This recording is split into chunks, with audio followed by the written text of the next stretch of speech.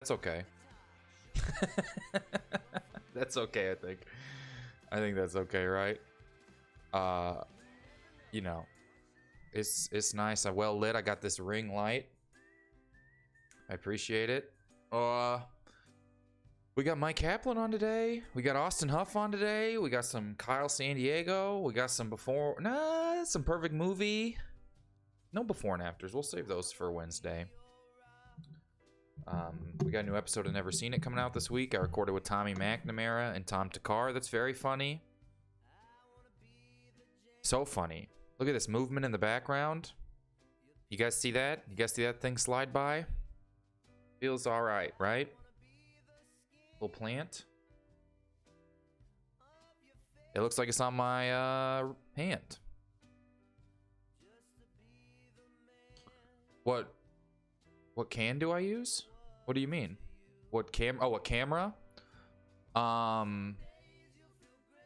What is it? Yeah, Fuller, resend it to me. I'm so far behind on getting my before and afters list updated, but I do want to spend some time I have a whole giant database of before and afters that I just have gotten so far behind on updating. I use like a Logitech little camera. I don't know how to show you guys what it is because it's the camera. Oh, I have another one.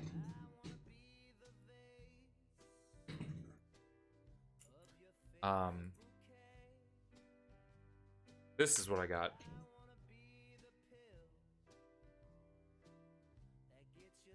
And it's just sitting right there.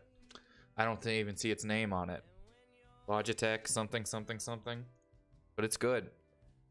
I mean, it's mostly just having good lighting that I think really...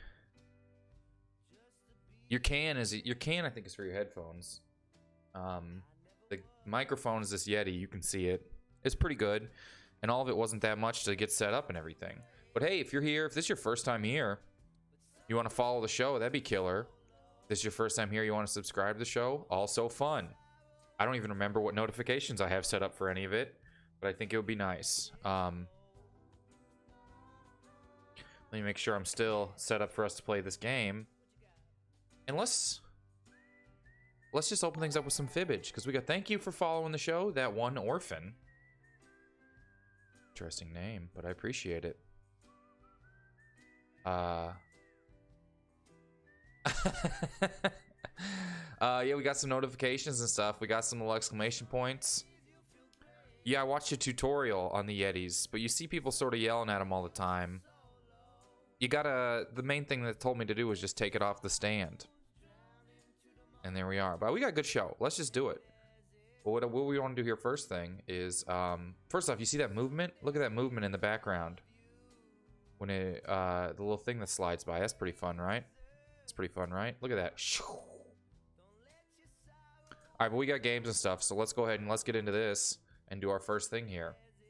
So we got a Jackbox game, if anyone wants to get into that. We got a little music playing for it. And here, let me pop that code up there for everybody. Oh, is it frozen?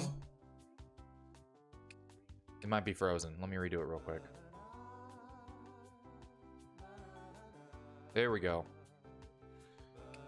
Let's do it. We're going to play a little bit, then we'll get Mike in here. We'll get Austin here. Kyle San Diego. Build a perfect movie. Sports Kyle San Diego with Austin.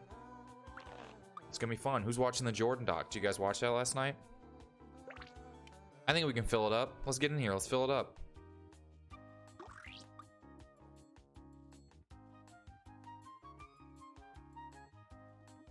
We need 3 more. You know you want to. 3 more. 3 more.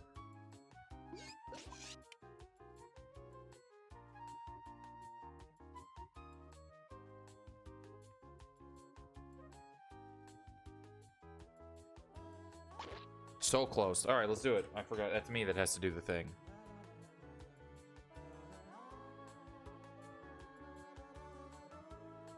Well, what do you know? It doesn't want to let me... There we go. Thanks to everyone who came and watched Bow Straddle on Saturday. That was very fun. Thank you. We're going to do another Bow Straddle on Saturday. This Saturday. I am your host, Cookie Masterson. To paraphrase my dad, I love you, son. 8 of you, Huff. I suppose there's room enough in my What do you heart mean, for all followers of on you. here? Oh, Or what and are you talking anyone else about? who wants to get in can be in the audience. Followers on Audience members get to guess the truth Twitter? and pick Because that was from when decoy I lies to fool the accidentally players. Let's tweeted play. people on my roof breaking up and it ended my life. But Bow Straddle's very fun. This is You can round watch the one, video if and you that weren't means here. you It's get still saved here on the 500 Twitch for each player page. you fool with your made-up answer. And you'll get 1,000 And for finding the truth. check that out. We got another one on Saturday, which will also be very fun. All right, choose a category. Here's the first question. In 2017, neuropsychologist Dr. Samuel Webb Centel brought up the important question, is blank murder?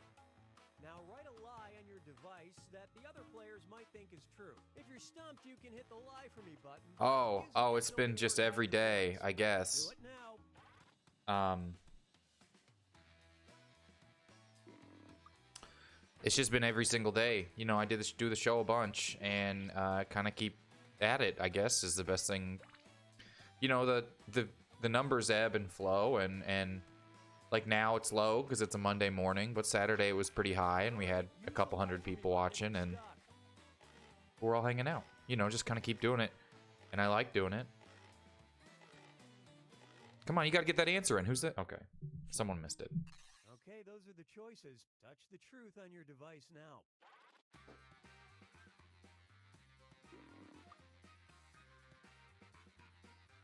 But I was just mostly a million tutorials. It was just millions and millions of tutorials.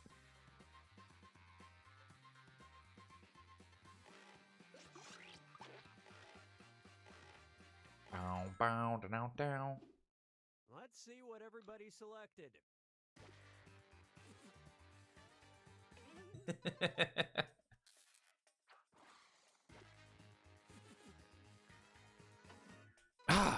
Darn. I thought since there were two, you know what I can? Todd, you're in here. I figured out a way to play it so you can hear it while you're hanging out with me. While you're even on the show. I got it all figured out so you can hear it while we're playing. I just finally figured out how to share audio over Zoom, but without having to share your screen. It's been a big day. It's been a big weekend. But Bow Straddle is very fun. I feel this need to keep saying stuff while we're playing the game. What? Memory of blank. Write your lies now.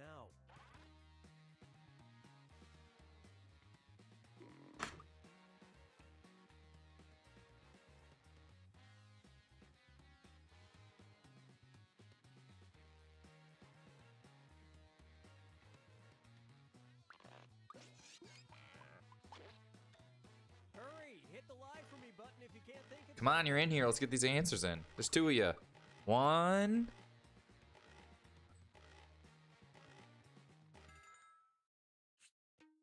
Okay, take a look and find the truth.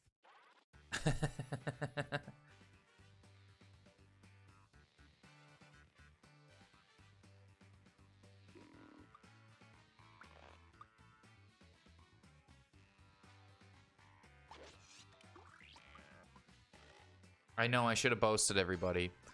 I wrote so much stuff this weekend for the Bow Straddle that I didn't have time to really write a bunch more stuff. It just takes too long.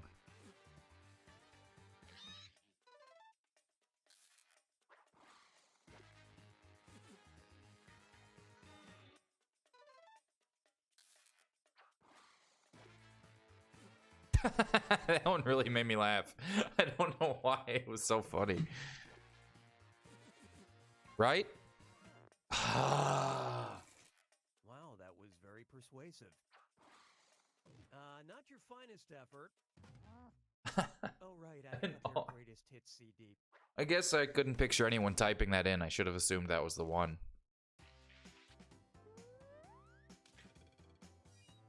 20 points. Patrick, what are we doing down here? We fooled nobody. Select the category.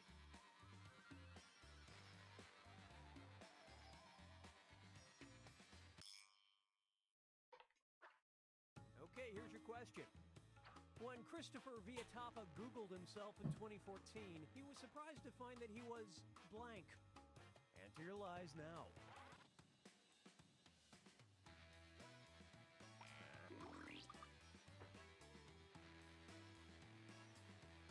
Bam, bam.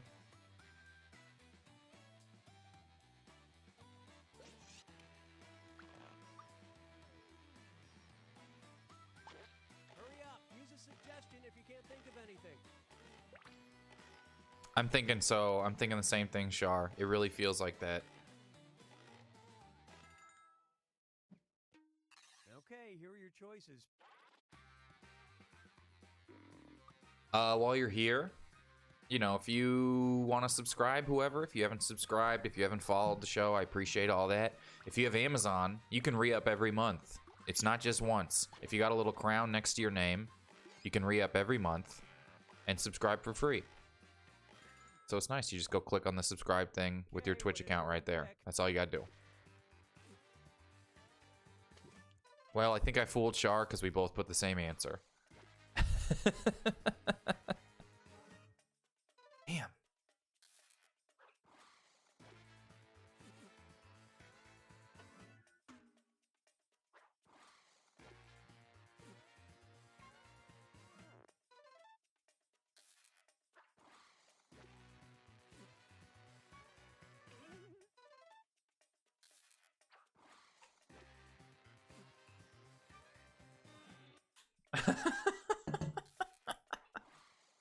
Well, there it is.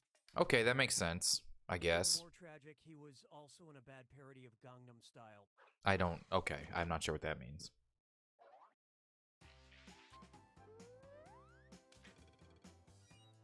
But it's alright. I mean, it's... You'll get it back. That's a scary thing to get hacked. Get ready for round 2, where all the points are doubled. Give me a category. I think you can only use it on one at a time. I'm not sure. I don't actually really know how it works. Disease away, ancient Roman children were made to wear fascinum, which were amulets shaped like blank. Okay, enter your lies.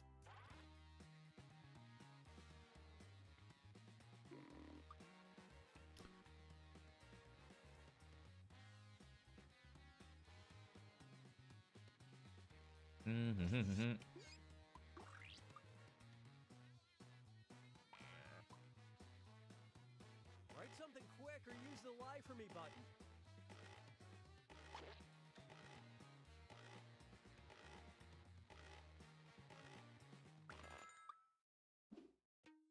Okay, which one's the truth? Okay, which one is the truth?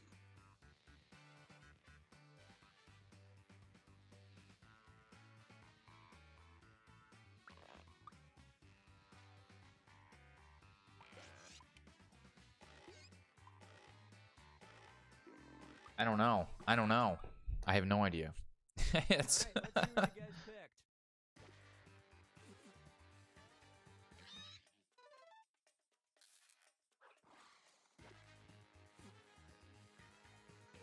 okay, I'm the only one to fall for it. All right. Shout out to using phallus just in your answer. No one guessed it, but I got some audience points. I'll take that. I'll take that.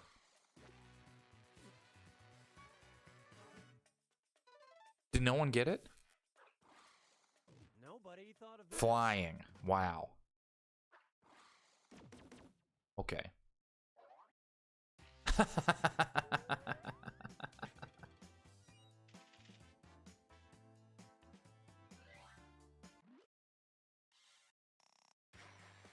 Time to pick a category. Oh, it's me. Try this one. Need to relax? The Har Mode Team Salon in Germany offers customers the rare opportunity to be massaged by blank. All right, type in your lies. What? What? Do, do,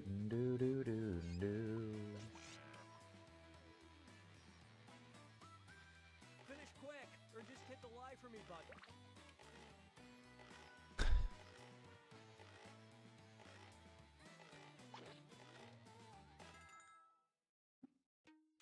Okay, find the truth.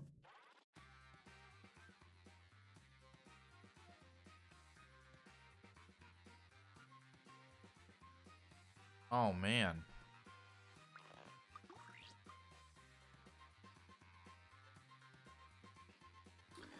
I have no idea. I don't even know. I don't even know. I have no idea.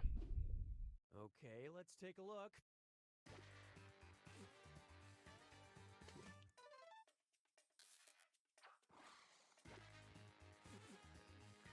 Felt obscure enough?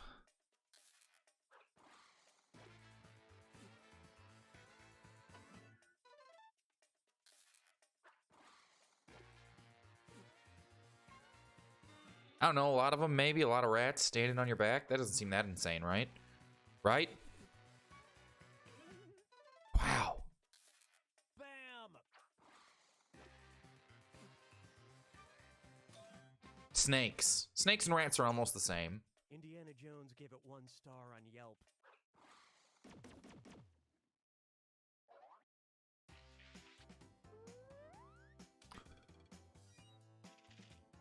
Wow. Murray's running away. Okay, pick a category.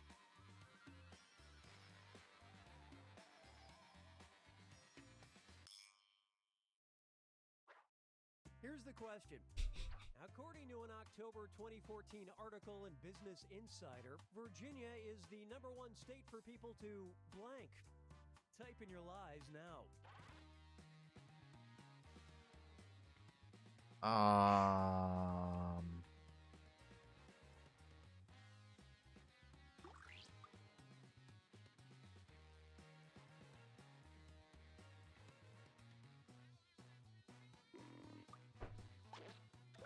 Hurry up. Use a suggestion if you can't think of anything.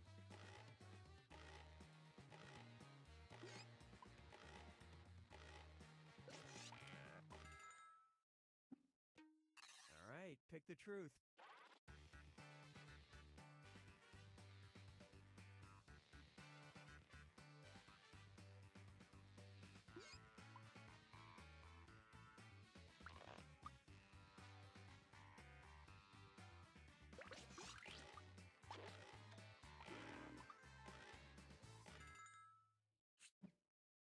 And what did people pick?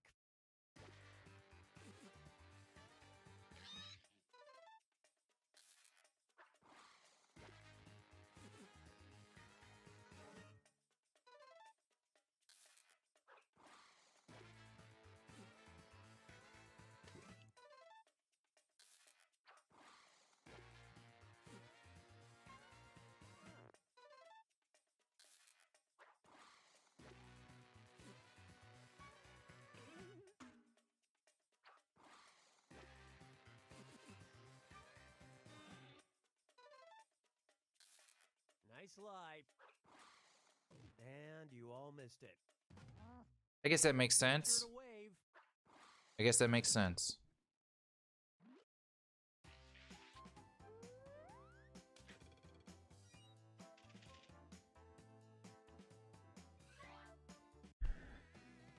What is this, the finals? It's final fibbage time. Pay attention, because this last one's worth triple points. Have fun. On April 16th, 2007, astronaut Sunita Williams became the first person to blank a blank in space. Okay, enter your lies.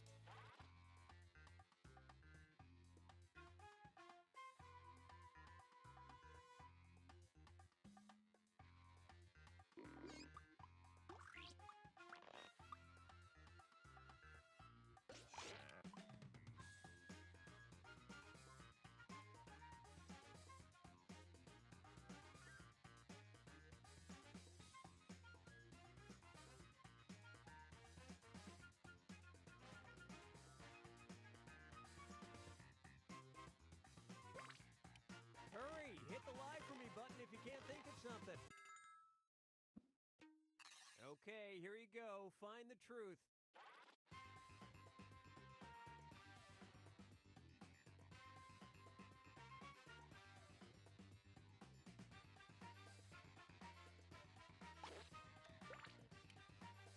I don't know why I'm guessing this. There's no way this is true.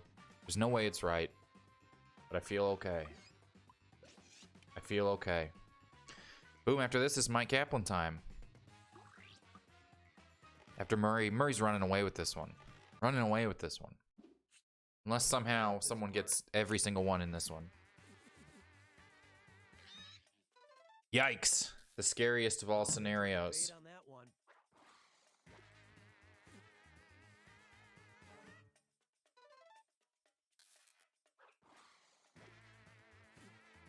I don't know why I guessed that.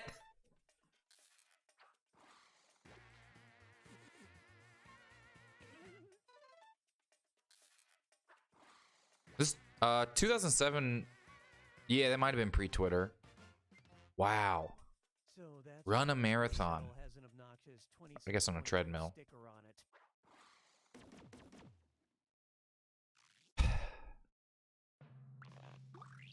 You know, when Twitter first came out, I snagged at Kyle. And then, oh!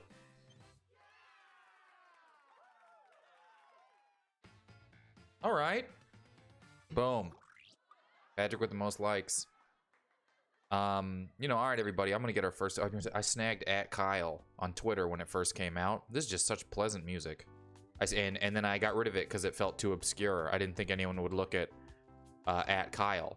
So I switched to Kyle Ayers, and man, I wish I had that at Kyle. You know what I mean? Man, I wish I had that at Kyle. All right, I'm going to get our first guest in here, and I will be right back, everybody.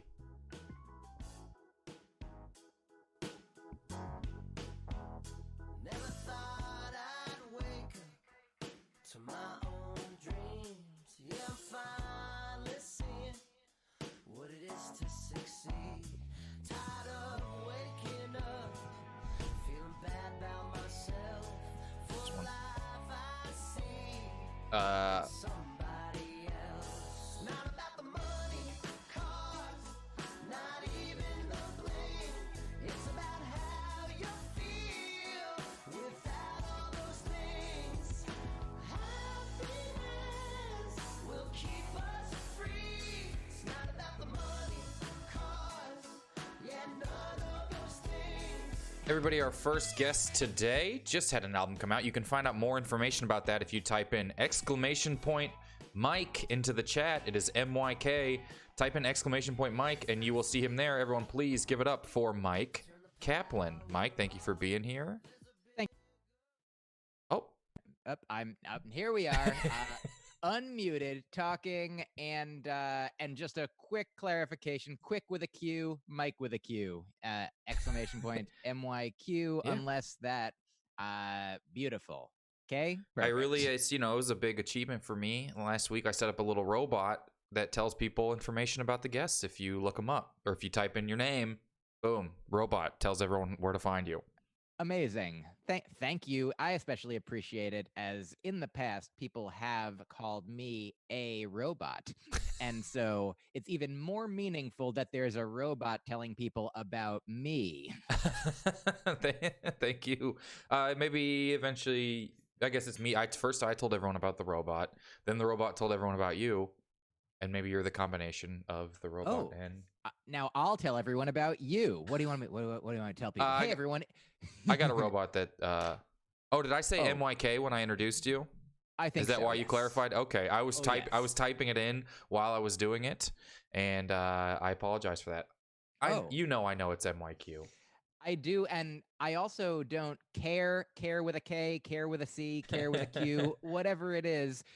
Like words and name. Maybe we've talked about this, but this is one of the examples where I feel like names are both important, because if you call someone, sometimes you can call someone the wrong name, and it could be, let's say, if it's a trans person who they're like, that's my dead name, please don't call me that. This is my name. This is who I am. This is who I believe I am. Like, that's a very important use of a name. Mine is not as important as that, but as far as like identifying things, like how do we communicate? How do we know what is that we're thinking the same things, that we're talking about the same item or object or person? Like for a lot of things, like if you spell there the wrong one, that, you know, the grammatically incorrect one, like you still know what the person's saying. Like unless it's unintelligible, you change enough letters, then you're like, you're speaking a different language. But I I understand you're speaking the language of care, and Yeah. I appreciate it. Well, I apologize for using the K. As long as I don't use 3 Ks in a row, I think it should be okay. It should be OQ. I love it. I do think that you see lots of times where people will be in some sort of discussion and someone will use the wrong conjugation of your or their, and then the other person will be like, well, you said the wrong thing. And you just want to be like, but you know what they meant. Oh yeah, and if you're concerned about people doing the wrong thing, I think it's a wronger thing to be mean to somebody for making a grammatical mistake than it is to make a grammatical mistake. I agree. That's incredible. I just want to make sure I get yours correct because it has to be typed in properly to get information. I do appreciate that. When it comes to the robot can't read the typo. So Oh, yeah. It's 100%, and that's why it's important for the information, but I don't want to make you feel I want to make you feel Right. good. Like it already led to this extra fun conversation that we wouldn't have had if you just said the right thing, Kyle. That's true. That is true. Oh no, someone's saying as an educator, you're more than if you're teaching someone, you want to correct them because that's the time they can be corrected and learn. If you want to correct their there. If someone's phone changed it wrong or some Twitter thing, just put the efforts in a positive way is what I guess what I'm trying to say. Oh yeah, if you're teaching someone like you're a teacher in a classroom or, on the internet where people didn't invite you to say anything or do anything, those different teaching environments are both valuable. I do think a lot of people who reply to tweets think that they are in fact the teacher. I mean, it's such an interesting thing. I've been maybe I've talked to you about this, but there's a Buddhist friend of mine who teaches classes in Buddhism, and one of the things about being a Buddhist teacher in the tradition that he comes from is the way that it works archetypally. It doesn't always work like this in his class. Like he has a syllabus, but the way that it works, he says historically, is that the teacher doesn't have a syllabus or decide what they're going to teach people. They teach based on what they are asked. What their students ask is what you offer, because how do you know what somebody needs or wants? So if somebody's like, hey, will you check my grammar in this? Then definitely check their grammar. But if people are acting as though tweeting something to the public is asking you specifically to, hey, will you correct my grammar on this? My favorite is when people correct things wrong. It's one of my favorite things. I love just confidently. I really get excited when someone is confidently being incorrect, or when someone is really, really trying to correct the person who wrote the thing that they are all discussing. You see all the time, like, well, actually, if you knew about this, and then the first person will say, I actually wrote this. Oh, do you know the best example? I mean, the example that comes to my mind. Do you know the book "Men Explain Things to Me"? Yes. It's everybody read that essay. It's like both. It's so like, oh God, like heart wrenching and warming. Like it's like all of if comedy is about tension and release, it's like happening at the same time. It's like an engine of perpetual emotion where you're both like, oh God, this guy is digging himself deeper and deeper, while this woman who has the highest ground possible, and he keeps thinking that, like, two people who are just like, I can't believe this other person doesn't know what I know. Yeah. I mean, we see it sometimes. I'm not sure if you do, but lots of times something posted clearly as a joke, the factual correctness of it will then be corrected by. So I posted something about how Scottie Pippen looks like he lives in the house from Arrested Development, and because in this documentary, the Bulls documentary, he's in a vacant foyer and and everyone's like, you watch it and you're like, Scott. Anyway, so people have been saying all day, it's actually different. If you look, the doors are different. It's like, we all know Scottie Pippen's not on the set of a show that was canceled 9 years ago.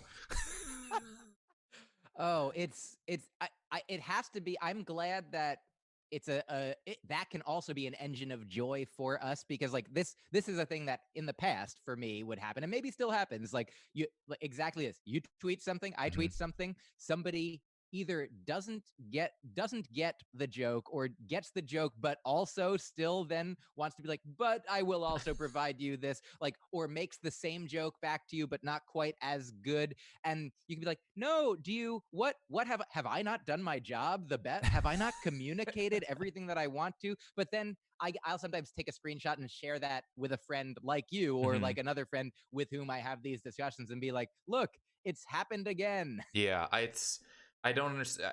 Sometimes when people say, look, I don't want to be the devil's advocate here, but I'm like, if you didn't want, it sounds like you wanted to. You're putting all this effort into it. This is a lot of effort. Look, I don't want to correct your joke, but it's like, how many times you could just set your phone down? Yeah, I mean, hey, if I don't argue for the devil, then what if everyone didn't argue for the devil? Then everyone is just acting like an angel? What if everyone just did what they thought was the best, kindest, truest thing in their heart? Then what kind Really? of life would that be? You know who needs us now more than ever in these times? The devil.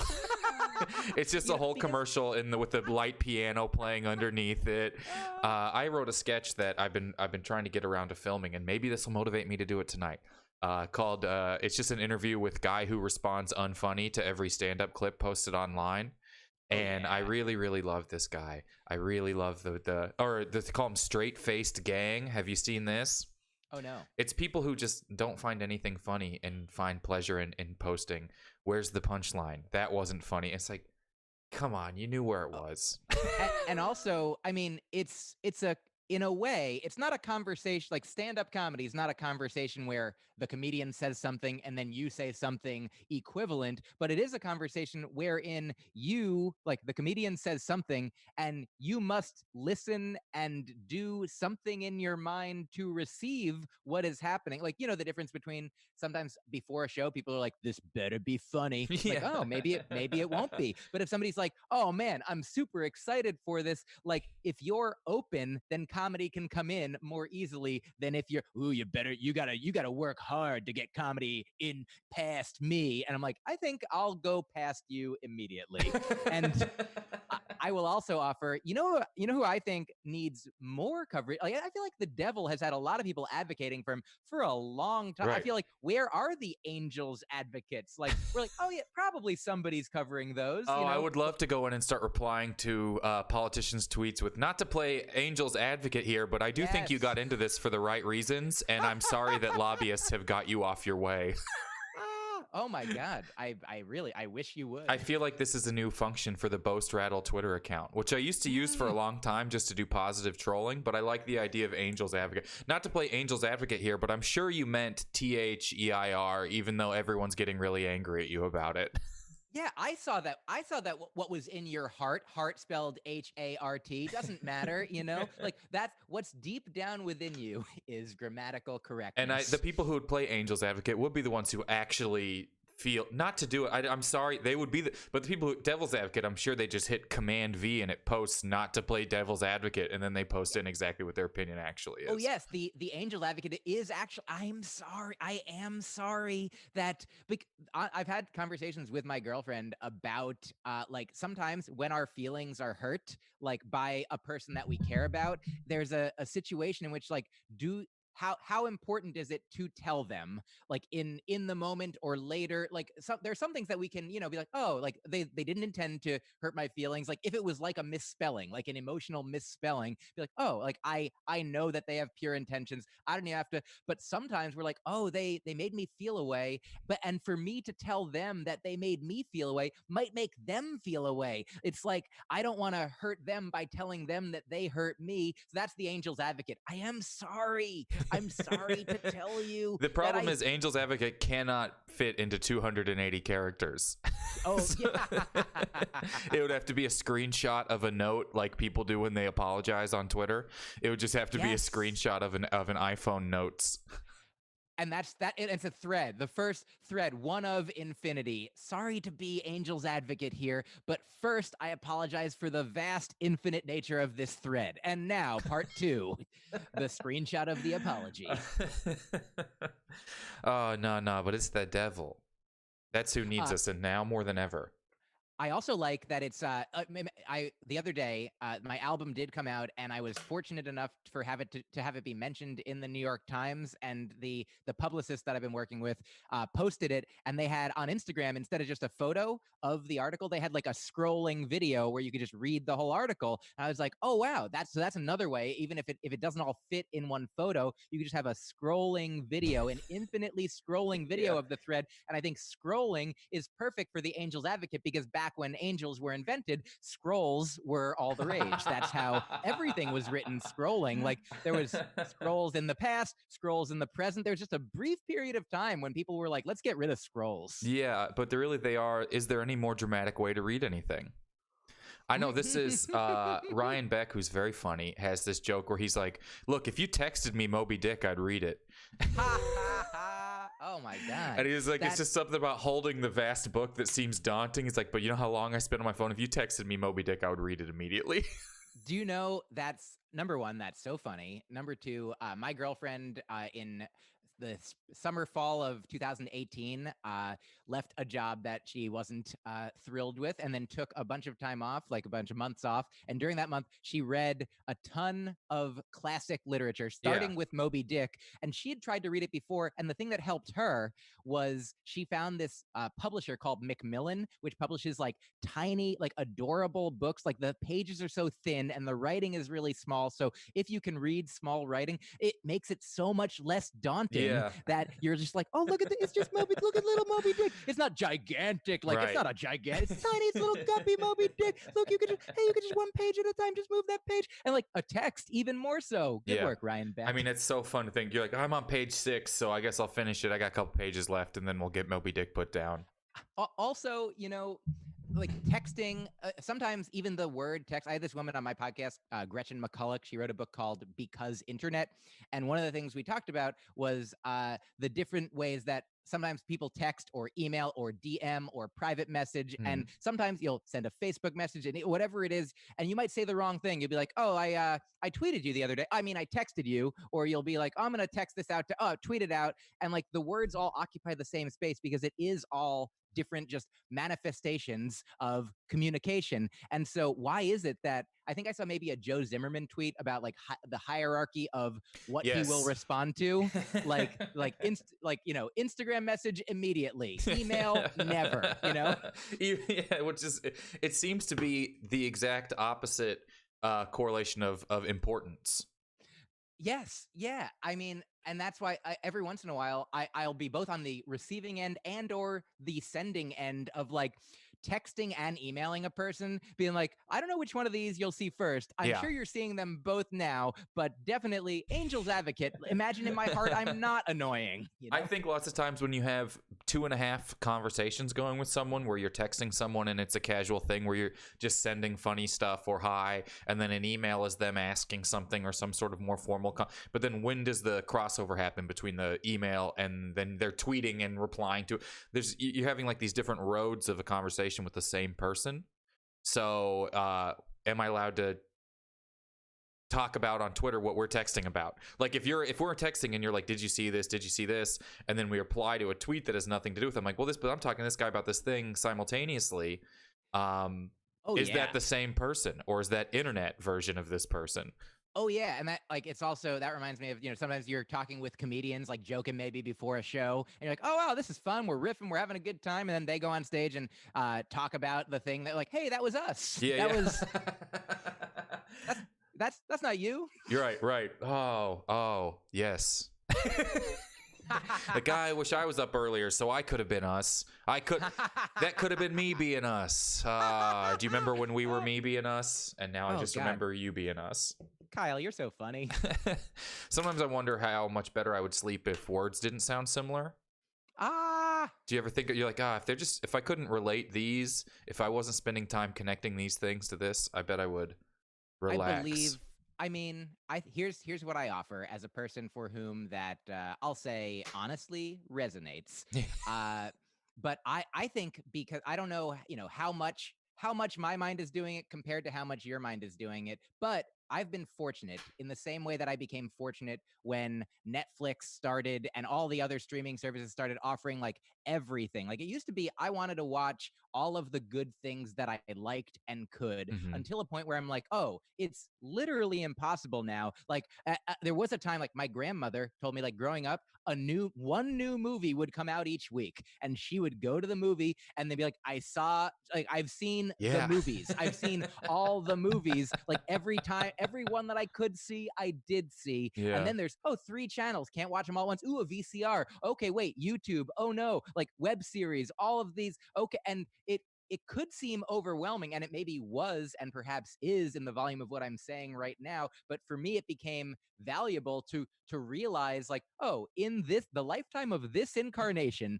I have a limited capacity to see and do things, whether it's media or engaging with friends and family or resting or being, doing meditating or going to sleep. And so now similarly, I'm like, oh, all these ideas to catch. There's so many ideas, so many words, so many similar sounds. Okay, well, those similar sounds, that stream of similar sounds will still be here tomorrow. So I go to sleep. Yeah, and you know what? It'll be here whether I am or not forever. Merrily, merrily, merrily, life is, as they say, but a stream of consciousness that never ends. Yeah, I don't know if I've ever missed out on anything for having never consumed something. I think I've gained from all the things I have seen or viewed or read or consumed, but I'm not sure anything can be a complete net takeaway having not consumed it. That's the beautiful thing. This is, we only know what we have experienced. We don't know. It's like unconscious incompetence. You don't know the thing that you haven't done or haven't seen. So it's great to go forward and be like, wow, like for the things that you do appreciate, you're like, look at that. I did it. I got something from it. I learned a lesson, even if it's like a painful thing, like, oh, wow, that happened, but I grew from it and I'm different and better. And so if you have any joy in your life currently, then it doesn't mean, like, obviously in a time right now, there's so much uncertainty and suffering and who knows what is going to happen. But also within that context, personally for myself, I'm like, oh, I don't know everything. I don't know what's going to happen, but also for all the joys that I have, they are in some way the hereditary, recipient of everything that I did experience in the past, every good and bad thing, everything that happened. So it's nice to be grateful for the things when you can and want. And also, I'm not going to go to a funeral and say, like, look, if you've ever experienced any joy, then you shouldn't be sad at this funeral. But it's helpful for me, particularly also given, I think maybe I talked about this last time I was on, but my grandmother did die a month and a half, maybe 7 weeks or so ago. Mm-hmm. And it was sad. It is still sad. I think about her. I talk about her. I talked about her with my mom. I talked to my mom yesterday extensively, joyfully for Mother's Day, her first Mother's Day without her mother, Right. in a way that I jokingly and lovingly call Garfield minus Garfield, or the way my I told my mom that, and she said, oh, it's like when I sometimes order a turkey rube and hold the turkey, because she is mostly vegetarian. Yeah. And I was like, yeah. And I told my girlfriend that, and she was like, oh, your mom's the turkey. And I'm like, don't call my mom a turkey. She's like, no, like in the analogy. I'm like, why are you calling my mom a turkey? That's three strikes, that turkey calling. Kyle. But yeah, so we live at a time, it's always true that everything is like the stream of words, the stream of ideas, the streams of joys and sorrows, of sadnesses and happinesses. They all exist sort of swirling around us, and we hopefully can like look around and like take them in and smell them and grab them and touch them and feel them, like whichever ones we can. It's nice. Can I tell you a thing I tweeted and removed because not enough people responded to it, but one person responded to it on Facebook and they were like, this is exactly it. Yeah, definitely. I was like, oh, so it's in the grand Zoom meeting of life, I am doing my best to spotlight gratitude, even though if you look in gallery view, there are a number of other emotional realities that are doing their best to unmute themselves. And I'm just like, no, everyone, we're listening to gratitude. Shh, everything else that's also part of reality. Gratitude is helping us. I do like that. I think the problem is that gratitude is not always loudest, so it won't automatically be thrown into the spotlight view. That's fair. Sometimes it's just the one that puts up, I don't know if everyone will see it, the tiny little thumbs up in the corner. They can't see it on the stream, but oh yeah, sometimes it just gives you the little double hand applause when you do well, but it doesn't always scream. Do you know my friend Zach Sherwin and I? He was telling me about a time with the psychedelic ayahuasca ceremony in which he viewed the universe as seen as a woman representing the universe as smiling at him, and he's like, oh, the universe is smiling at me, and I'm looking at her, and she says, I'm always smiling at you, even if you're not looking at me. I'm like, oh, the universe is always smiling at us, even if we're not looking at it, even if we can't see it, or there are other things also happening. And also, when we are smiling, we are the universe smiling. So we're not always the part of the universe that's smiling, but it also does make me at least internally smile to know that, like, probably there's someone smiling somewhere. Yeah. And or eventually, when all humans are gone, then the animals will be smiling, the earth will be smiling, the sky, the sun. Once that giant exhale of relief happens, they will all smile simultaneously. I really loved the small movement of, did you see how the world was reacting to humans not going outside, that then evolved into the complete, like someone be like, look, there's dolphins in the canals in Venice, and then it turned into people being like, look, there's wild statues of liberty walking through Manhattan now that we're not here. And I was like, this is kind of fun. I like when a nice little movement of joy doesn't take 6 weeks. It's just birthed and then happened and then became the cartoonish version of itself and then was over. Oh yeah, that reminds me of, like, there's some TV shows that are so good at, like, being, like, changing quickly, like that they don't just the status quo doesn't stay. They're like, this could happen, now it's happening, oh god, now it's different. Like, with whole, I feel like the one that springs to mind most, like, immediately is, like, I watched Scandal, and I remember I first started watching Scandal, like, before it got really popular, I think. And I was like, wow, what a weird, it was kind of a weird show. And then it became, and it was, I was like, it was the kind of show that I thought, like, you ever have a person that you're like, I think they're attractive, but I wouldn't be surprised if I'm the only one who thinks they're attractive. Sure, yeah. But then when everyone else was like, oh no, we love it, and I'm like, oh good, I'm glad. I'm glad to have, like, I maybe used to have more of the hipster mentality, like back before it was cool to be a hipster. I had that back before it was cool to be a hipster mentality. And now I'm like, I was like, oh, like, I it's fun to have a special thing, like, oh, this is my thing. And then also for other people to be like, oh, that's also our thing. They're not actually taking away your thing. They're joining you. You have your thing, and then there's more. It's me and us. We're all on stage talking about our same conversation. I do like, yeah. Now I'm just trying to think of an example of a show that I've seen that I can relate that to. But I do, yeah. Sure. Well, here's what I want to do real quick. We have a clip from your album that I want to play. So we're going to take a quick break, and then we're going to play this clip, and then we're going to come back, and we're going to play a couple games. All right? All right? Love it. That sounds all right? Okay, everybody. Let me see if I know how to do this exactly. It should automatically play once I hit... Mike Kaplan! Sometimes you'll be in a bathroom, I bet, and somebody will knock on the door, and they'll say, is anyone in there? And then it's your turn. What do? You're probably like, someone's in here. And that's 100% correct. You nailed it on the first guess. That's exactly what they're looking for. Is anyone in there? Someone's in here. You can say that.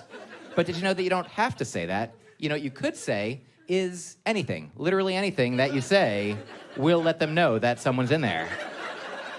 You understand? Give it a shot. Hey, is anyone in there? I love you. That'll do it. You could maybe say something meaningful and political that you care about. Make a point. Hey, is anyone in there? Black Lives Matter. Get a meeting started, get some solidarity going. You could give them some trivia maybe that you know and they don't. Help spread some information. Share education. Hey, is anyone in there? The longest sidewalk in the world is in Tampa, Florida.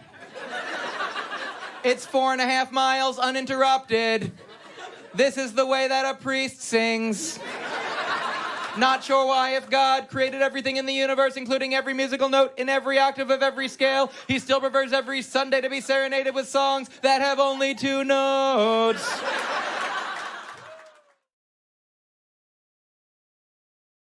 Look at that. Look at that. Do we transition? Is it working? Are we both here? Can we see us? I think we're both here still.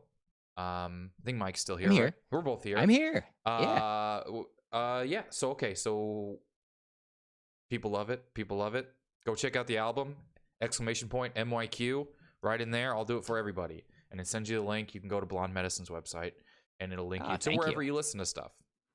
Yes. Because there's too many links if you try and put everywhere something is. You're right. I do like having that one link that sends you everywhere. One link to rule them all. There's actually, what is it, 9 other links created by lesser sites. But then there's one. Okay, that is Lord of the Links is now what's going to consume the next few hours of my day. One link to rule them all from Zelda. Right, I know. You just get sued by Nintendo immediately when you try and come out with Lord of the Links.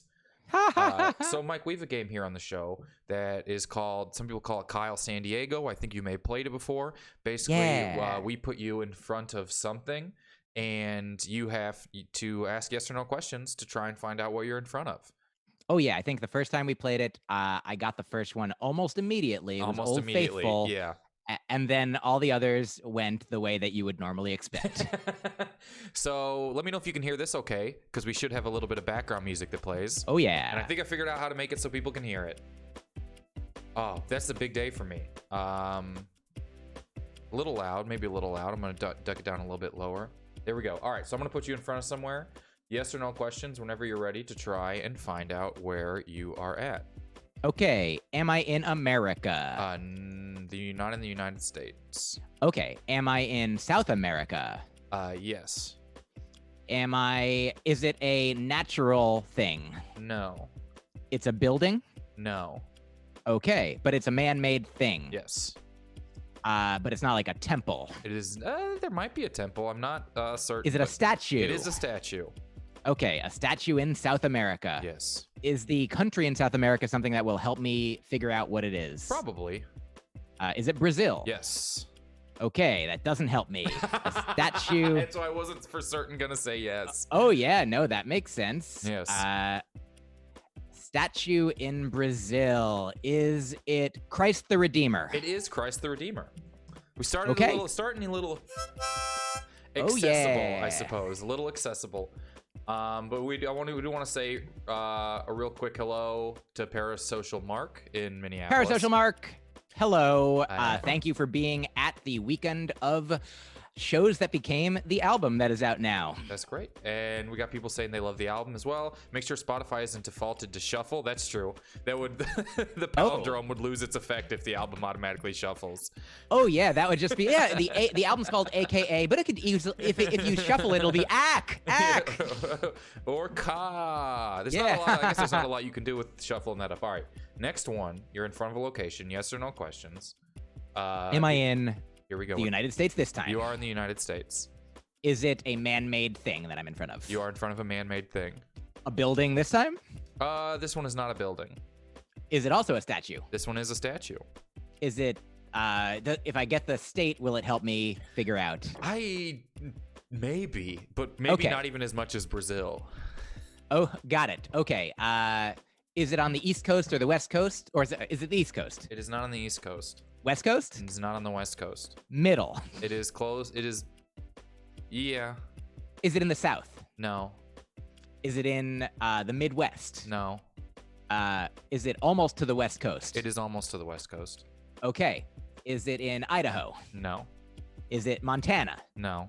Nevada? Yes. It's in Nevada. A statue in Nevada. Yes. Is it like at a casino? Probably. Is it in Las Vegas? Yes. Okay. Is it the Statue of Liberty at New York, New York? All right. I wasn't going to make you say wearing a Las Vegas Golden Knights hockey jersey. Would have felt like a little bit of a stretch. I don't even remember what the third one is, but we have one more for you right now. All right. Well, how are you going to get the answer then if I guess it? By looking at it? I'll see it. Yeah, I guess by looking at it. We'll have to see. All right, whenever you're ready. Okay. Am I in the United States this time? Yes. Is it also a statue? No. But the themes, what are you doing? I thought about making it all different statues of liberty, but I thought you would have caught on quicker than anyone else. That makes sense. Like, I went on, real quick, I hope I'm not wasting my time, but I went on Chris Duffy's game show called Come On Down, You're Already Here. Yeah. And it was Thanksgiving themed for some reason. Like, somebody drew what was like a turkey with their hand, and then they had to draw. I was like, ooh, next time is it going to be 2 turkeys? And then the next time it was 3 turkeys. And so then I had to name a bunch of birds. And so we're like, turkey, turkey, turkey, a turkey of turkeys. Okay, so we're at, it is not a statue. Is it man-made? It is man-made. Is it a building? Yes. Okay. Is it, if I get the state this time, do you think it'll be helpful? I think it could be lead, but it would. Okay. A lot of it depends on if you know where these are. Okay. Is it multiple buildings? I don't think that's relevant. One main building Yes. is what we're aiming for. Yeah. Is it an entertainment building? Not primarily, no. A museum? Yes. Okay. Was it always a museum, or did somebody famous live there or something? It was probably built to be a museum. Got it. Okay. Is it on the East Coast? Yes. Is it in Washington, D.C.? No. Is it in New York? No. I don't know why I had to think about that. I know 1,000% it is not. Is it in Massachusetts? No. New Hampshire? No. Vermont? No. Connecticut? No. Is it in the south half or the north half? Yes, it is in the south or north half. It's in the south south half. southern half. Okay. Florida? No. Georgia? Yes. A museum in Georgia. Okay. Is it the Coke Museum? Oh, wow. I didn't even know there was a Coke Museum. It is the Coca-Cola Museum. It literally calls it the museum and tourist attraction. That's how much they know what they're doing. They just call it the tourist attraction.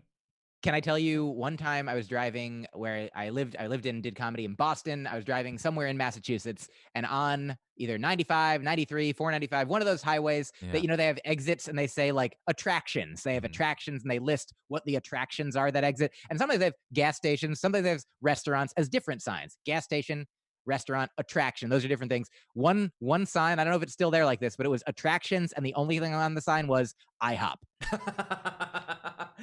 Oh, I mean, it's a bold move, but you got to write down what it is exactly. I do love, I love seeing it. I always, how everyone has their idea. They want to do their drive across America and go to stop every time you see something you want to stop at. Go to this roadside attraction. I love roadside attractions. Go to this, stop at every little diner. And then I went way out of my way one time to see the world's largest goose. And they kept advertising the world's largest goose, and it was a statue. And I felt like I had been misled all the way to the giant goose, because you can't be the world's largest goose statue if you're also the only one probably above scale, and it would be easy to beat.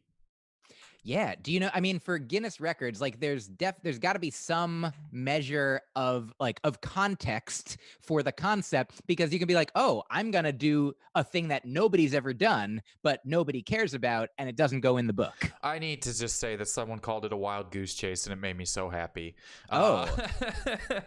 Yeah, I think. See, I am in the Guinness Book of World Records, and I think I've talked about that on here. I played guitar simultaneously with the most people ever to play guitar simultaneously, and we played "Smoke on the Water" all together. And I went with my mom, and they had what they called, not a joke, one of the Midwest's premier Deep Purple cover bands.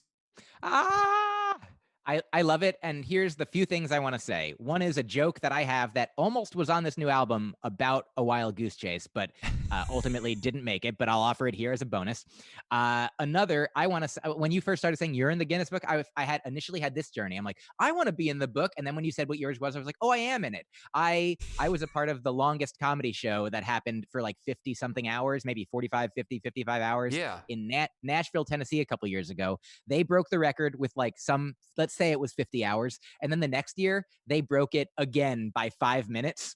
And I remember they asked me, they were like, what do you think we should do next year? I was like, next year, I think you should do it and make it only to 10 minutes until you would break it and then stop. Yes. Like, forget that you don't have anyone else booked, and then just don't find a way to make it longer.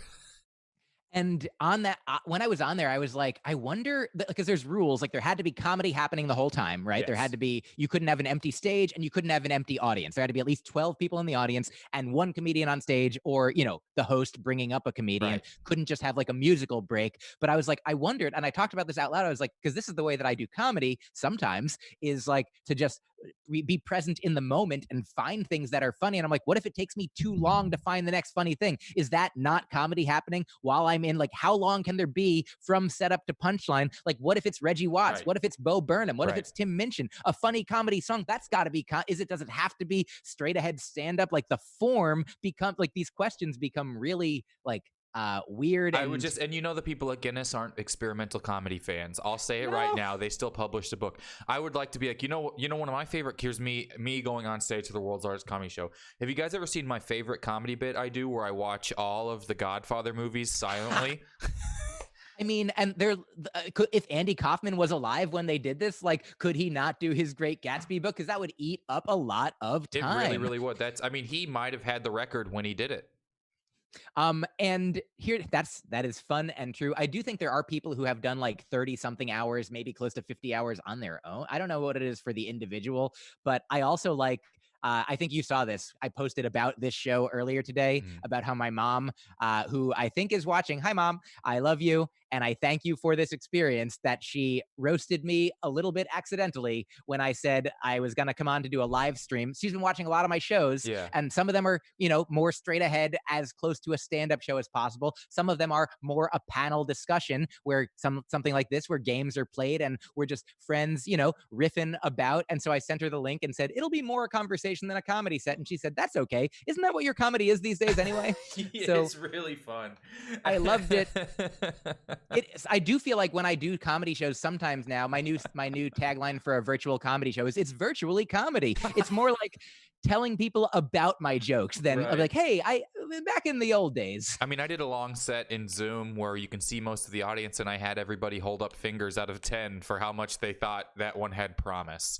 And what started as a kind of a joke where I was like, just hold up some fingers if you think it's good, turned into me being like, so you guys think there's something there, right? Like it kind of went from being the bit I was doing about the bits to just being a helpful thing that I still have notes about sitting on my desk right here.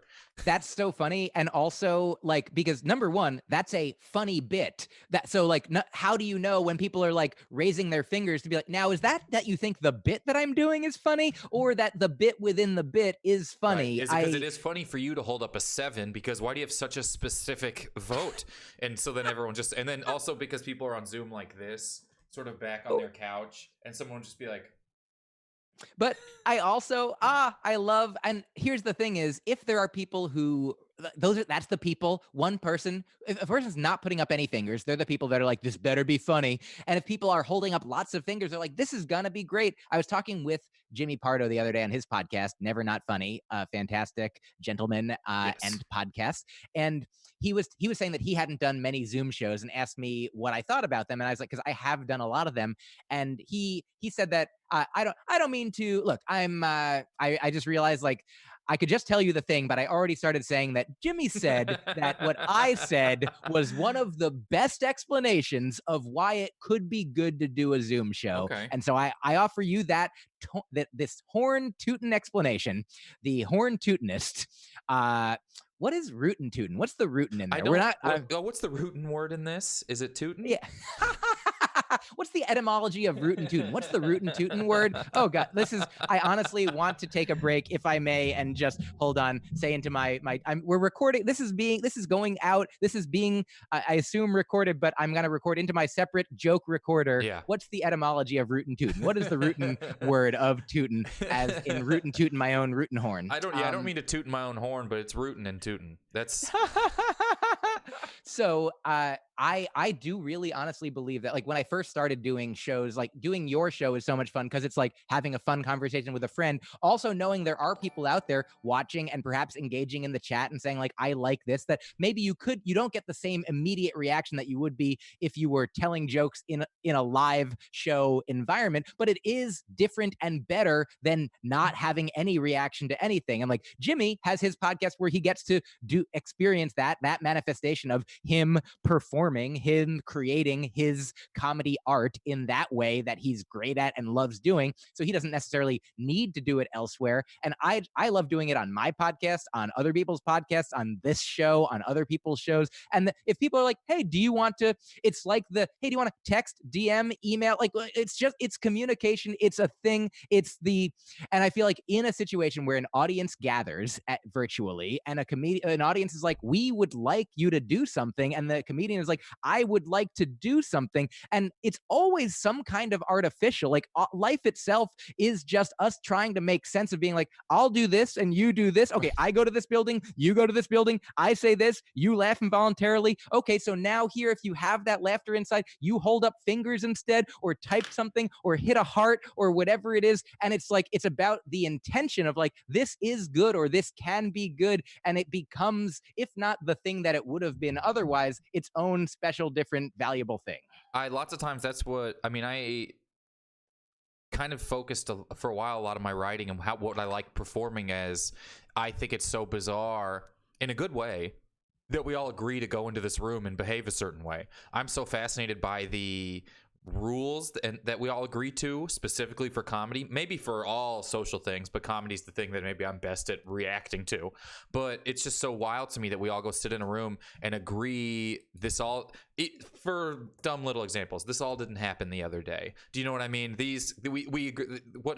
We're suspending our disbelief that the comedian experienced everything they're talking about within the last week. Where I was walking down the street the other day, that was 5 years ago, and then we all laugh. Everyone just kind of agrees to accept the lies because of the greater good of laughing at the end of the lies or feeling good at the end of the lies, and I love that. And I love that we all go do that. And that now stand-up is, well, and maybe still, but stand-up has now grown so much so fast that the audience even knows that they're doing this and are fine with it, and you can play with it. Definitely. And there's always so many layers of things going on. There's, who you are as a person, who you are as a comedian, like the things that you're saying, like what is valuable to me, like if there are lies in your comedy, let's say, if there are things that if you looked at on paper and didn't know it was comedy, you'd be like, oh, I think it's actually, if a person believes that, that's not true or good or helpful, or this might actually be bad. Like the same linguist I had on my podcast, Gretchen McCulloch, said, like, in context is important. For example, like if somebody's talking at you for 17 minutes, that's great if you've gone to a TED Talk and Right. you want that. It's not great if you're in a bar and you don't want that. It's like, are you inviting it? Are you asking for it?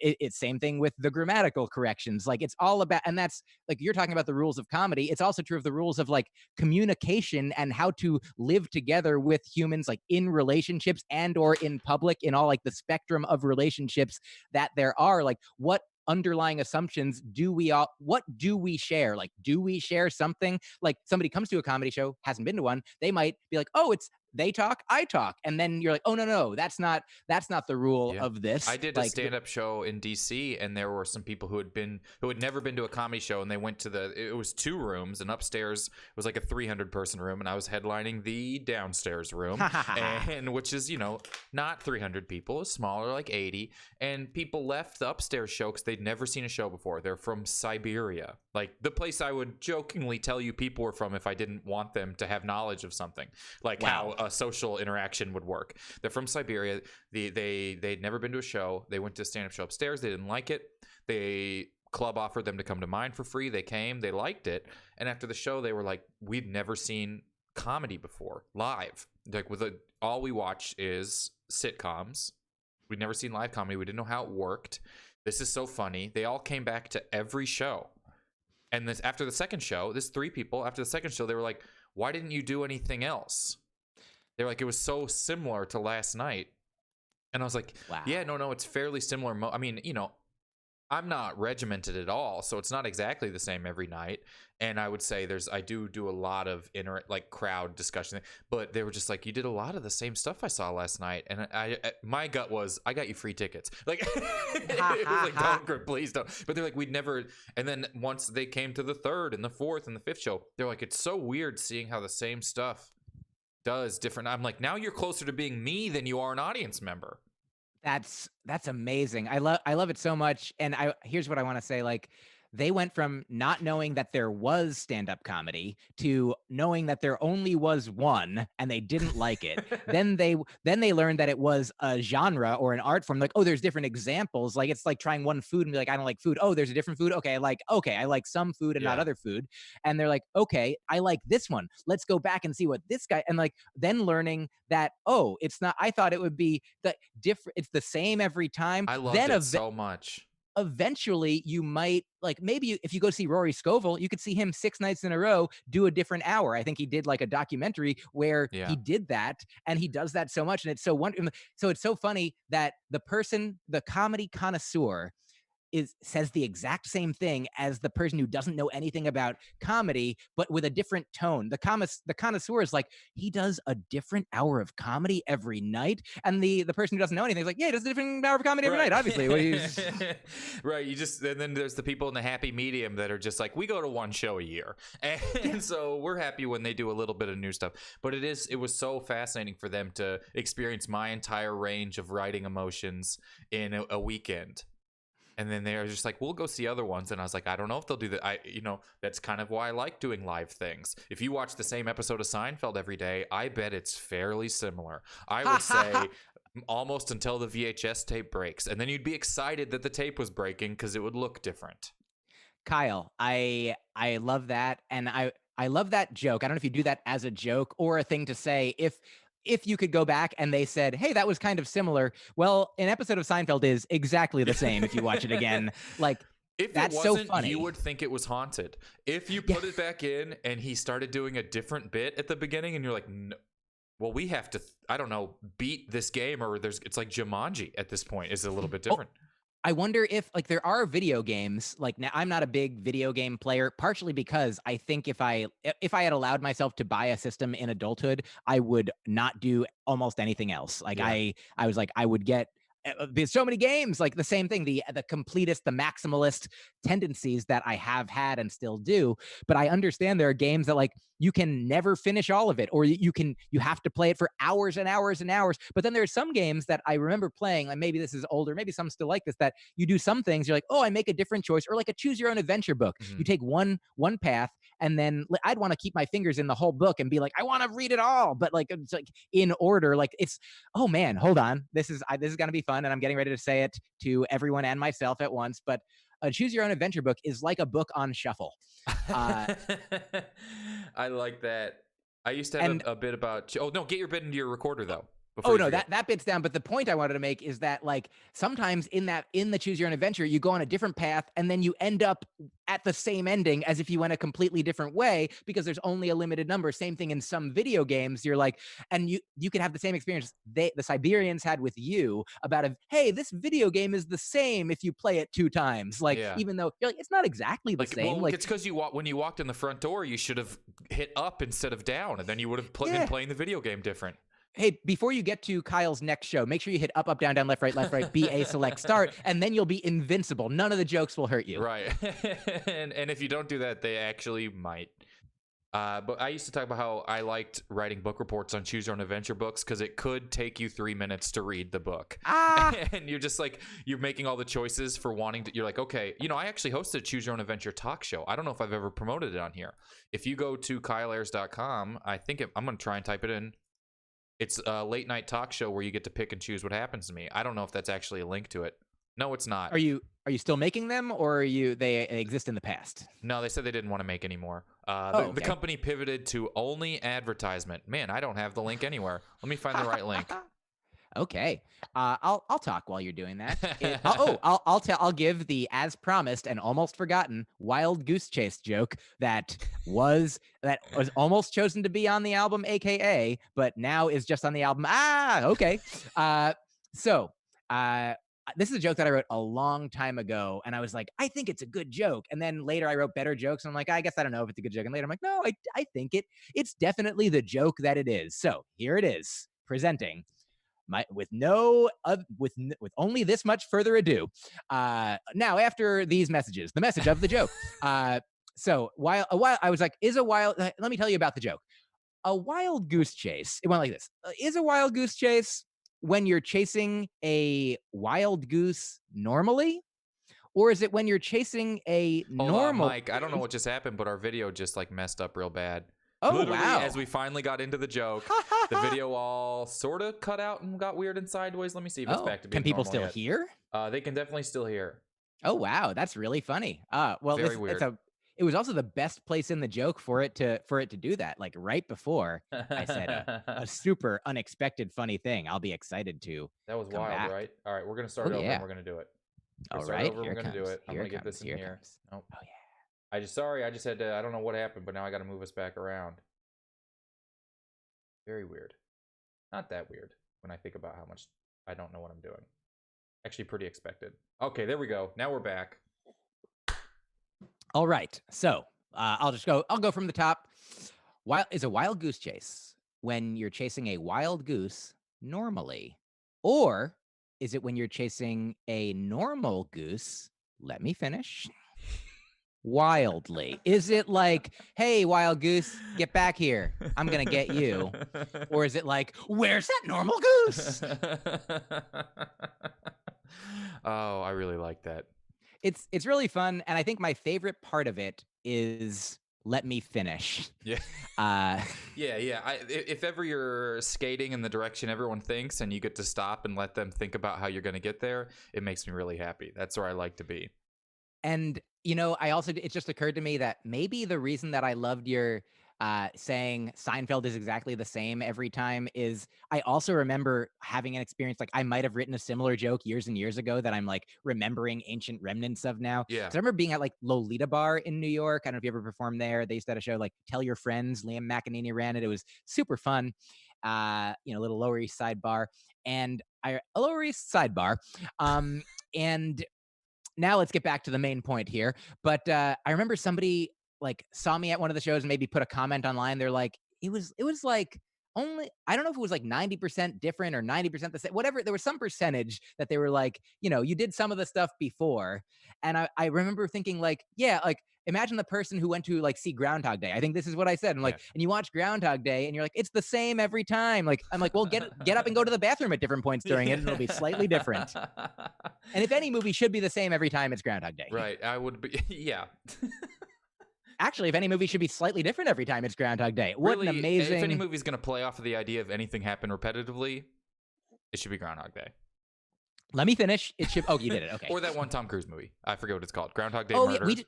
Oh, ha ha ha. I just watched it with my girlfriend, and now the game is, do I remember Edge of Tomorrow? Edge of Tomorrow, yes. Now, what is also, when we started watching that movie, I thought it was going to be the Jake Gyllenhaal Groundhog Day soldier movie. What's that Jake movie called? Gyllenhaal's on a train? Yes. Yes. It's a one-word thing. Not Suspiria. I know what that is. Not Disturbia. I know what that is. But it's something like that. With Jake Gyllenhaal rides a train and it blows up 400 times. Yeah. And then that one time it doesn't blow up and you're like, source code. Someone just gave us source code. And Russell Peters is in it. Yes. Oh. Mike, well, thank you for joining us. I was a pleasure, I almost said. And what I mean, I'm sorry, I spelled it wrong. Angel's Advocate, it was a pleasure. It honestly, like, there's so much fun that happens. Like, I would do these, get recorded, and then can people access them later, or is it gone forever after now? They can watch it on the Twitch page for a couple weeks, and I'm figuring out how to just put them all on YouTube. But it's a lot to download because it's like 2 hours, and so my computer gets mad. You're definitely right. I mean, if here's right what I offer. It's over, they can watch it right there on the same page. Got it. Well, I would say will you I don't care about the stuff before me and after me, just the me stuff. Just download that and have only our conversations available as an album, as a podcast, as a tweet, as a DM, as a stand-up show, as a streaming performance art piece. The point is, I had such a great time. Thank you, man. And so I love talking to you. Thank you very much, everyone. Please say goodbye to Mike Kaplan. Please go check out his album. I got the link in there for you and everything like that. Thank you. And we'll have him back soon. All right, buddy. See you soon. So Thank you. Everyone. All right. That was Mike Kaplan. There we go. One more time. MYQ right there in the chat. We're going to get Austin Huff in here. Austin is the writer, creator, producer, everything person at corkedbats.com, a comedic sports website. And he's going to join us here real quick. So we'll be right back. We're going to play some Perfect Movie, some Where in the Sports World, Kyle San Diego is Austin. And we're going to talk a little bit about that Bulls doc. We'll be right back with Austin Huff, everybody.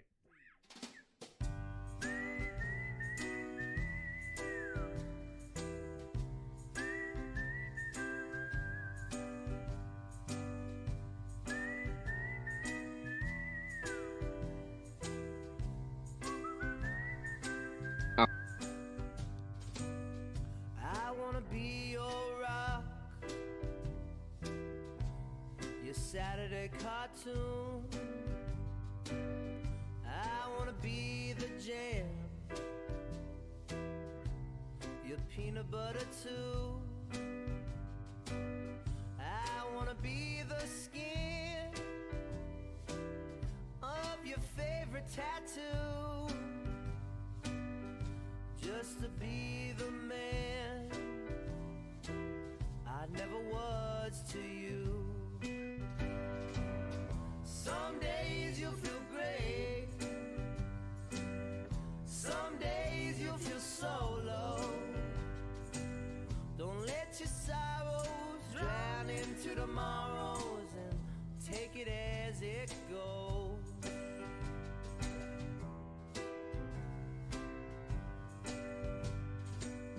I wanna be the vase of your favorite bouquet. I wanna be. All right, everybody, I already introduced our next guest, so he's coming right in here. Put that exclamation point Austin into the chat if you want to get information on him and cork bats. Please give it up for Austin Huff, everybody. Hey, man, how you doing? Hey, Kyle. Doing great, man. Good to hear. I don't know why I said it with that tone, because I did mean it.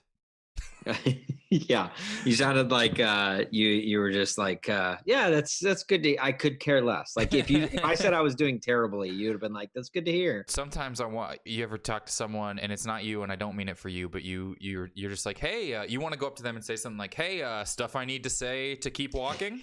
yeah, right. There was hey, here we are, and can I be over there but have fulfilled social norms? And then they would, like, I one time saw a comedian on the train, and it was always, if I would be riding the subway in New York, I just wanted to have headphones in and just not talk to anyone and get home. But I saw a comedian on the train, and she walked up to me and she was like, hey, and I go, hey, and she goes, I'm gonna let us just listen to our stuff separately. And she walked and sat down. I'm like, oh, that's the best person in the world. Right. Yeah, like I hate it. It's like when you see someone that like you're friends with, and the only thing you know about them is like what they've been posting to Facebook recently. Yeah. And it's like, oh, so how's that deck you built? Like I really don't care. Like I don't, but it's the only thing I know how to carry on conversation. Is your kid's high chair still dirty? You just have nothing to keep up with them. Austin is on here, and before we remember, everyone, follow the show if you haven't yet. Subscribe to the show if you want to do that. Guys, why haven't you subscribed to this show already? I don't it's think one Austin of the most has entertaining either, but things on thank the you. internet. I know I did from Cork Bats. Oh. That's the only Twitch stream I own. Yeah, but thanks for being here. Austin runs corkbats.com, a comedy sports. I'd say a sports comedy, a comedy sports. Yeah, pop culture too. Pop so like culture. If sports aren't your thing, we write a lot about movies. Yeah, you're really into various and TV shows. Iterations of The Bachelor. Yes, yes, yeah. If you like The Bachelor, there is a recap in there. And if you're watching The Bachelor, listen to your heart right now. It's one of the worst shows I've ever seen in my life. But I continue to recap Makes it different than other Bachelors? It's like, okay, so imagine the worst parts of The Bachelor. Okay, and that guy worst... from my high school getting drunk and making terrible. Oh yeah, that's right. He was on for an episode.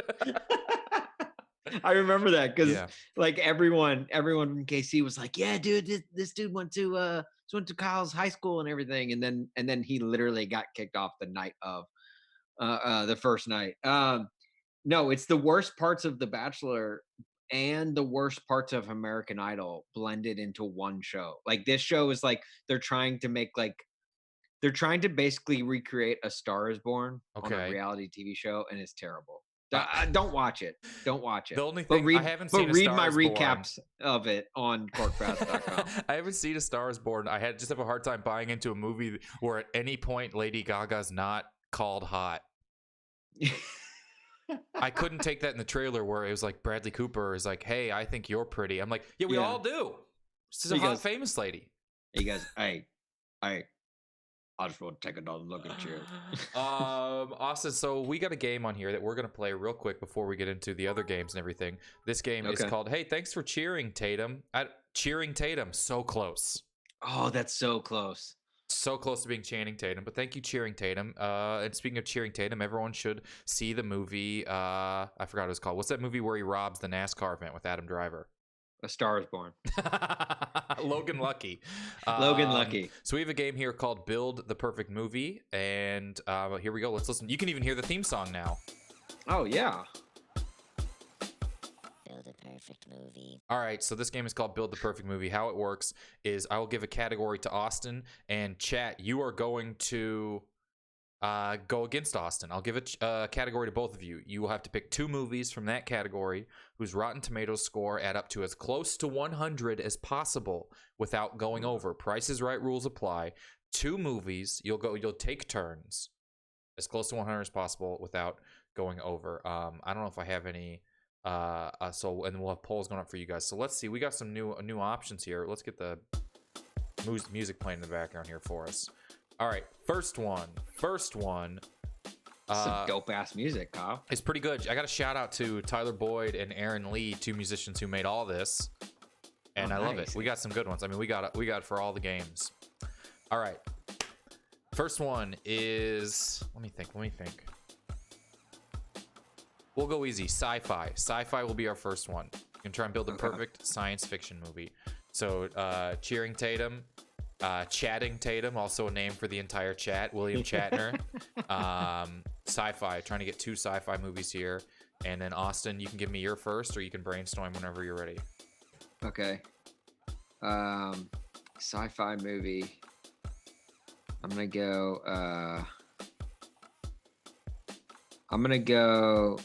Can I go Not Quite Human? Is that the Disney's Not Quite Human with Alan Thicke? I don't know if it'll have enough Rotten Tomatoes reviews, but I will look it up. Chat, you got Tron. Let's get some other options out there. Last Starfighter, Arrival. Ooh, Arrival's, I feel like, gonna be like a 91 or something. All right, chat, you got Tron, The Last Starfighter, AI, and Arrival. And you know what? We'll put Short Circuit in there too. And you got 1 minute. Go vote. Well, poll's up top. The poll is up top, chat. You can vote in that poll up top. You got 1 minute to do it. Austin, I'm going to give you the audience score. Oh, this is Not Quite Human 2. Yeah, not the sequel. I'm looking for the original. There's Not Quite Human 2, and still Not Quite Human. Yes. There's 3 of them. Not Quite Human has literally 0 reviews on Rotten Tomatoes. Son of a bitch. It's probably because it came out in the 80s. They didn't do movies in the 80s. Yep. There weren't people writing then. No. Tron. I don't know what Tron it is. Tron Legacy. I don't know anything about Tron. I'll do Chappie. All right. Austin's going to do Chappie. Chat, it is Tron Legacy is what you're voting for. Go vote. There's so few votes in there for how many people are Tron watching. Legacy is the one with Daft Punk did the music for it, right? Sure. Oh yeah, it was. I was like a very epic build. Yeah. All right, chat, your first movie is Short Circuit. Ooh, good. Johnny Five. All right, so Austin, Chappie is a 32%. A 32% on Rotten Tomatoes. Chat, Short Circuit is a 58%. So you need 42%. So chat, go I'm trying to reach 100, right? You're trying to reach 100. So Austin, you're looking for a 68% to be perfect. Chat, let's get some 42% sci-fi movies out there. Earth Girls Are Easy? Is that a porn?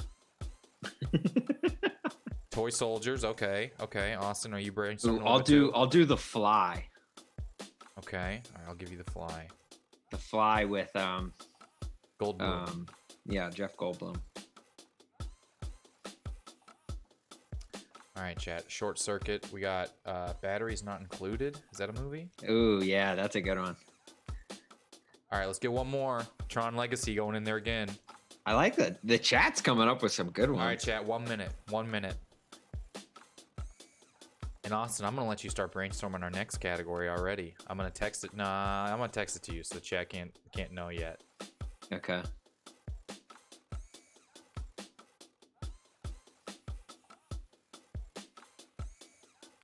Chat, get that votes. You need a 42%.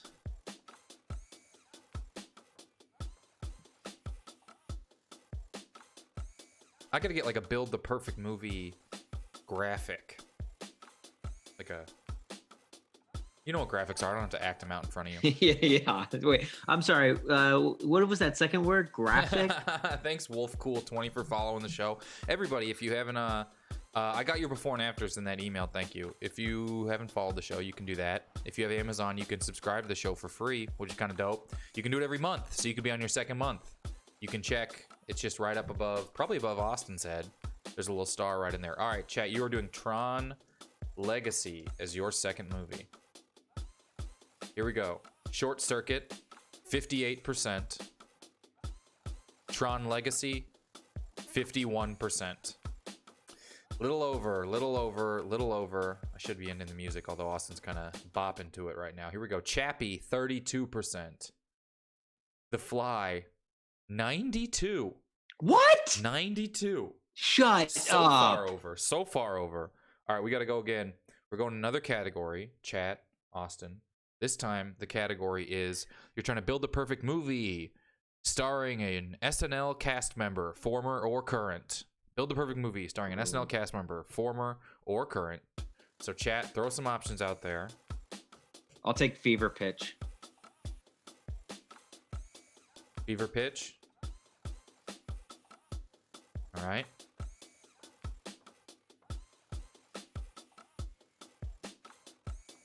Chat has MacGruber. A lot of MacGrubers.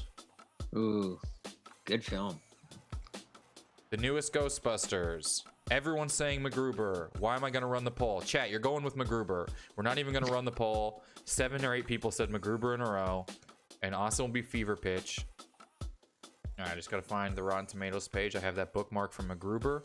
Here we go, Austin. Fever Pitch. Starring former SNL cast member Drew Barrymore. Here we go. 65%. 65%. You're looking for a 35. Chat, MacGruber, starring former SNL cast member Ryan Phillippe. Is that how you say his name? Felipe. Sorry. Starring former SNL cast member Val Kilmer.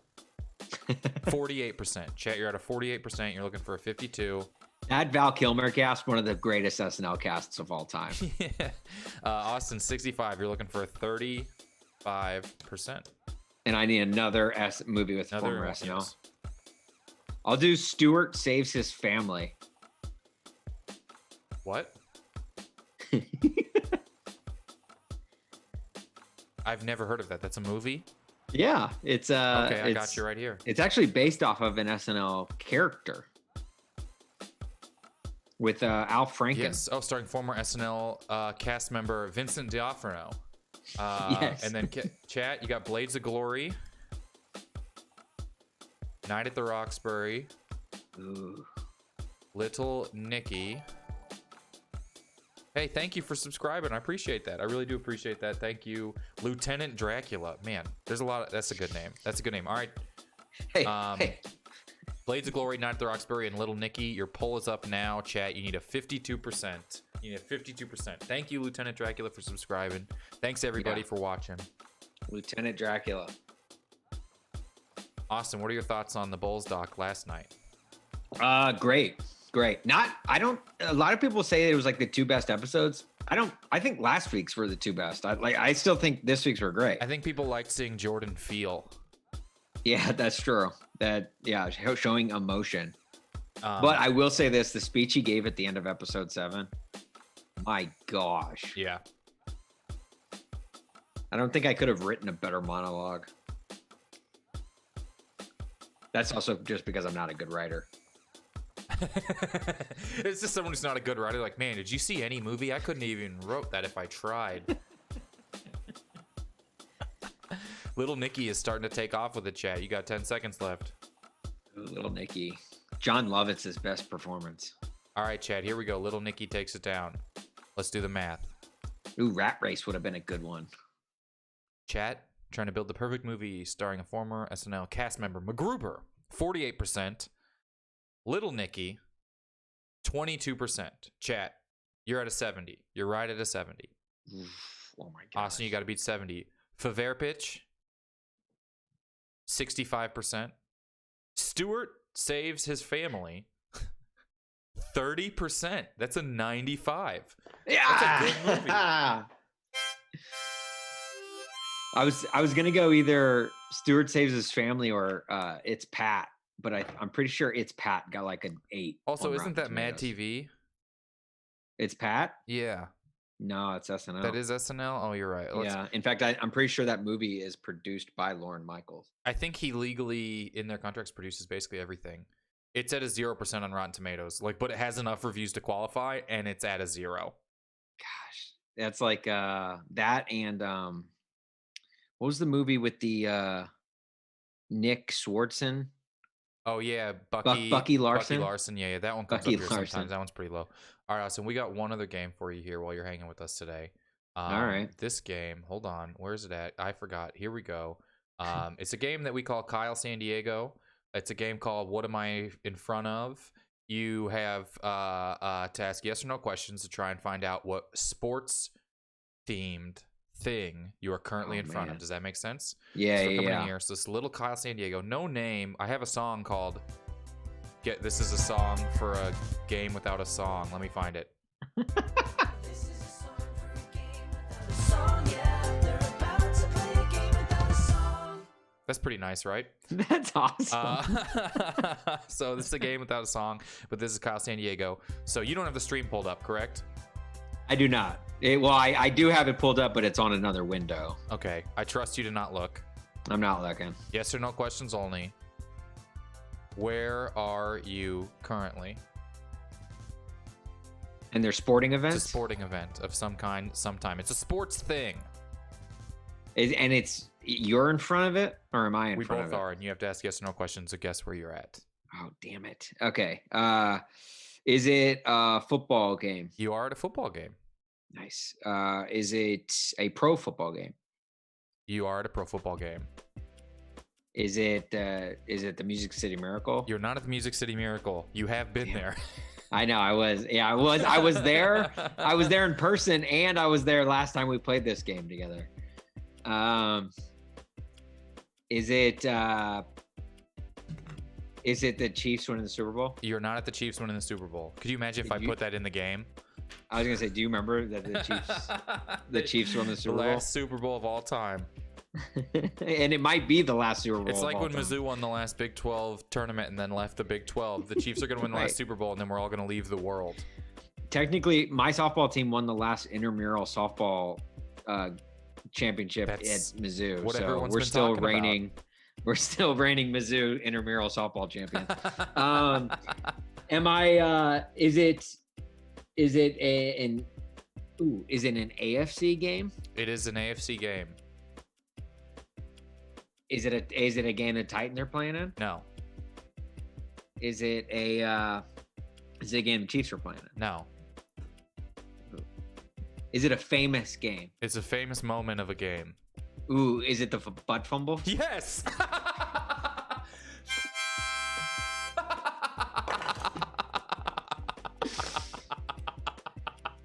That was awesome. We're keeping going. We're keeping going. Next famous sports thing, Austin. You're at a new famous sports thing. New famous sports thing. Yes. Is it a basketball game? No, you're not at a basketball game. Is it a baseball game? There is a baseball game there. There's a baseball game there. Is there another sport there? No.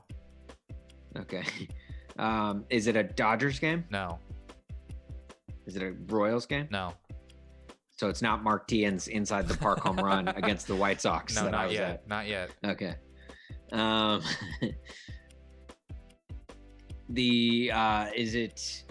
Is it an All-Star game? No. Is it a World Series? Some people would call it an all-star game. And some Dodgers might have been there.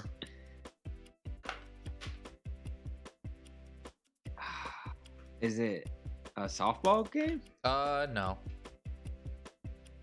A wiffle ball game? No. It's baseball.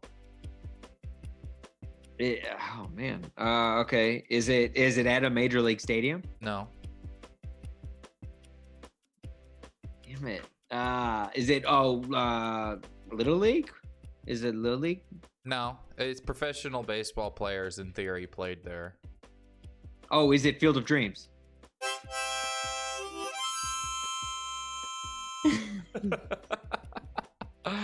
All right, we're trooping. We're trooping. Next one. Next sports moment. Where are you? Basketball. No. I like how Field of Dreams is just a sports. Just a moment. sports moment. Is it bowling? No. Damn, Pete Weber. Is it hockey? No. There goes sudden death. Is it football? No. Is it baseball? No. Oh, it is football. Yes. Why did I say no? Sorry, I don't accidentally know. clicked on something. It is football. Okay. Is it a Super Bowl? You're at a Super Bowl. Yes. Oh damn. Is it the Titans losing the Super Bowl? No, I wouldn't do that to you. Thank you. I appreciate that. That's friendship right there. Is it is it the Chiefs winning the Super Bowl? It is the Chiefs winning the Super Bowl. All right, next one. Guess where you are at. You're at a sports moment. I feel like you put that in whether it's sports stuff or not. You know, you're at a famous movie. Is it the Chiefs winning the Super Bowl? All right, I got a new one pulled up. Okay. Is it hockey? No. Is it basketball? No. Is it football? Yes. Man, America's pastime. You know. Is it college football? No. Is it pro football? Yes. Is it Super Bowl? Yes. It's not Titans losing the It's Super Bowl. not the Titans losing the Super Bowl. All right, just making sure. Is it the Patriots It is not. losing The a Super Patriots Bowl? are not there. Okay. Is it is it the Chiefs winning the other Super Bowl? It is not the Chiefs winning the other Super Bowl. That question in its entirety was not correct. Is it? Yeah, I was gonna say. Is it the Chiefs in the other Super Bowl? No. Is it is it a famous play from a Super Bowl? No. Oh, is it a halftime show? No.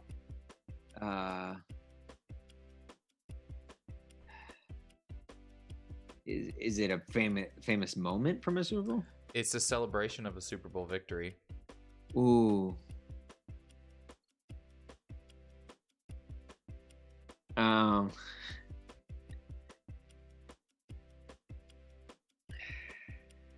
This is tough. Is it did it happen in our lifetimes? Yes. Did it happen in the 90s? No. In the 2000s? No. 2010s? No. 80s? No. 2020? Yes. It happened this last Super Bowl. Yes, it is. It's another picture of the Chiefs winning the last Super Bowl.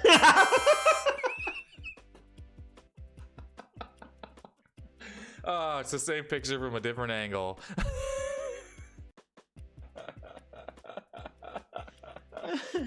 All right, I got one more. All right, it's not the Chiefs winning the Super Bowl. I'll tell you that right It's like now. you have a picture of Pat Mahomes celebrating, Travis It's literally Kelce both of them. celebrating. Yes, it's like you're watching. All right, here we go. Last one.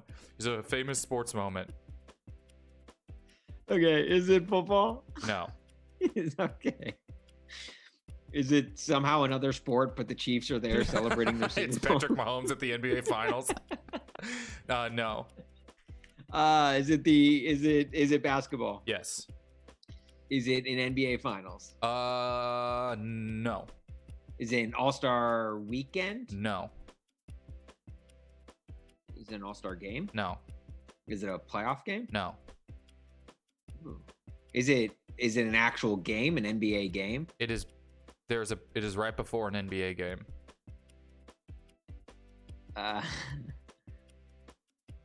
Matt, is it a mascot there? No. Right before an NBA game? Is it in an NBA arena? Yes. Yeah, like when we say it's right before an NBA game, are we talking like a day before No, or I like believe hours like before? hours before. Is it a famous moment? You will know this moment. Oh man. Is there a celebrity there? There is a very famous, very, very famous person there. Is it a president? No. This person an is maybe more famous than any president. An actor? No. Ken Bone. No.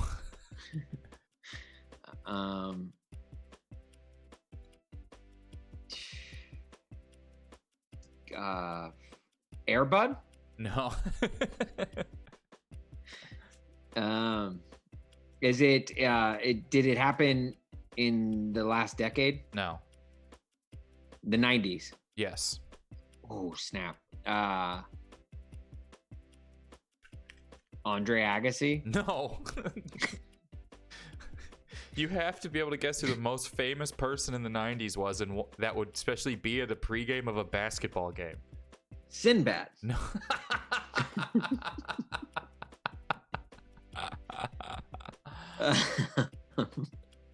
The Jerry Seinfeld. No, although I don't think he was there that day. I was gonna say he cameo in the Yes. Last Dance. Yeah. He was so awkward in it, but it was so funny.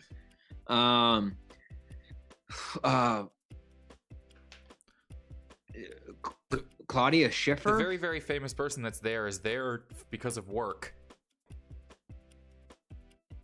And he's not a president? It's not a president. This person works at a basketball game.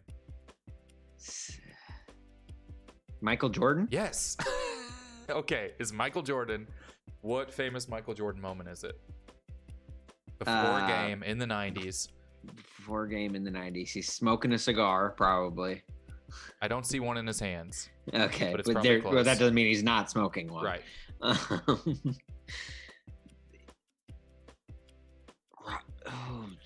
Before a game? Yes. That's where you're throwing me off. They was preparing to face the Boston Celtics. Which isn't really relevant. Yeah. Is it Space Jam? No. He He played cartoon aliens in Space Jam, not the Boston. Oh, was that not the Celtics? That wasn't the Celtics? I could have sworn they were gonna lock him up. They didn't have Sam Cassell yet. They were gonna lock him up in Boston if he lost that game. That's even worse than the moon. Moron Mountain, I thought was just a clever name for Boston. You got this. It's a moment we all know from before a game in the 90s. Oh, is he playing craps against a security guard? He's not playing craps against his security guard. The coin. The very famous moment we all know when Michael Jordan loses pennies to his security guard. That's why I laughed when he said, "Is there a mascot there?" And I was like, I mean, there is a mouse. That guy, I love that guy. I don't even know his full name. I probably should know it, but part of me doesn't want to know it. Giving Jordan the shrug after you beat him at something is the funniest thing anyone could ever. He did it twice too. He shrugs and then like guys laugh, so then he shrugs one more. He's like something like I would do. Like he like did it to make sure. You ever like say a joke and you're not sure if everyone heard it, so you say it again. Yes, he did it, but it was an insulting joke to the most famous rich person in the world.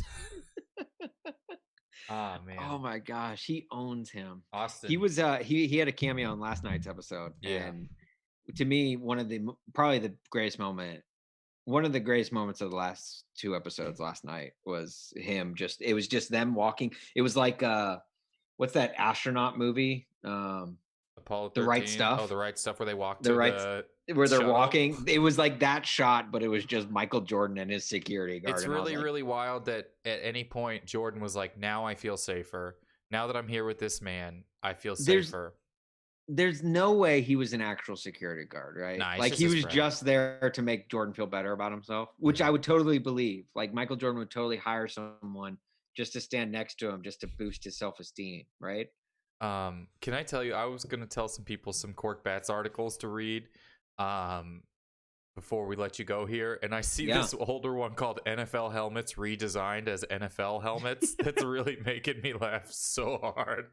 That was there was like an era, or like 5 years ago, there was a point where people just kept redesigning NFL helmets as like soccer jerseys. Yeah, Star Wars characters. Yeah, and I was just like, you know what? I'm gonna come up with something. Yeah. I'm gonna redesign NFL helmets as NFL helmets. It's so funny. But everyone go check out corkbats.com and follow Austin and Corkbats on Twitter and all that. I'll put in the little exclamation point Austin in here. Austin, thanks for hanging out with us.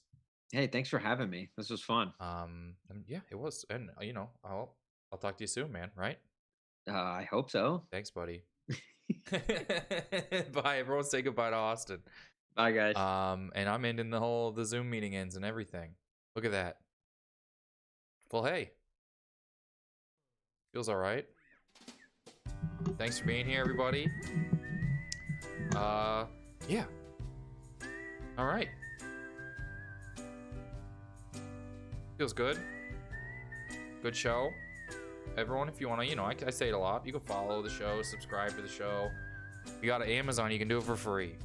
If you don't, it still supports the show, and you can do that. And you can follow the show for free either way. You turn on notifications, then you get emails when we're about to go on. But we'll talk to you guys tomorrow. Thanks everyone for being here.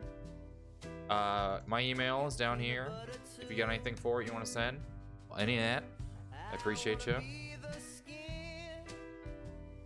It feels good, right? Right? Good show. Good Monday. Happy Monday. Noah Garden Swartz is here tomorrow. That'll be fun. Thank you guys so much. Bye. Jones didn't even try the Discord thing today, did ya? Didn't even get the exclamation point Discord in there once today, even though I set it up and everything. Just getting here. You gotta try it. You gotta do it before we leave.